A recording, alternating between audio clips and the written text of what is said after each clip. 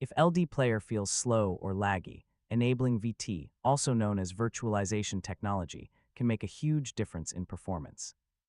In this tutorial, I'll show you how to enable VT for LDPlayer on Windows step by step in 2026. First, check if virtualization is already enabled. Open Task Manager by pressing Ctrl, Shift, and Escape together. Then go to the *** Performance ** tab and click **CPU ***. Look for Virtualization on the right side. If it says Enabled, you're already good to go. If it shows Disabled, you'll need to turn it on from BIOS.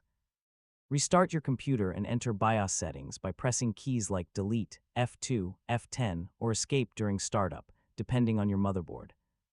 Once inside BIOS, use the arrow keys or mouse to navigate to the **Advanced **, CPU Configuration **, or Security * tab.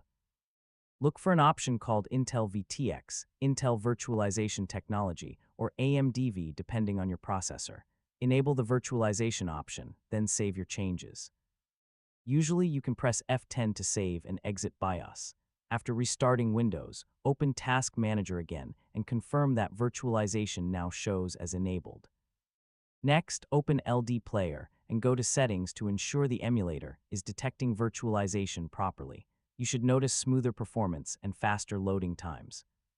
If LDPlayer still shows virtualization disabled, make sure Hyper-V is turned off in Windows Features, since it can conflict with some emulator setups.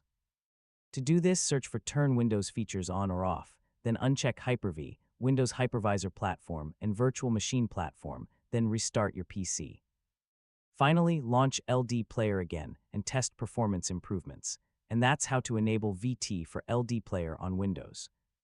Yeah, once virtualization is enabled properly, LDPlayer runs much faster and smoother with better FPS and stability.